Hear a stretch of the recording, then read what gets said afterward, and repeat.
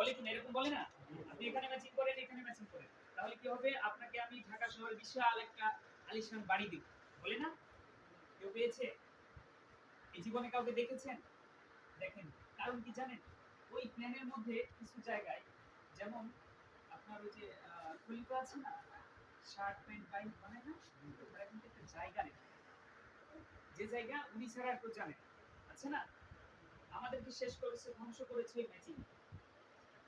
আমরা আশা নিয়ে কাজ করি যে ম্যাচিং করবো ৫টা ১০টা ২০টা ১০০টা ম্যাচিং করবো, তারপরে আমি গাড়ি পেয়ে যাবো, তারপরে আমি বাড়ি পেয়ে যাবো, এরকম মনে করি।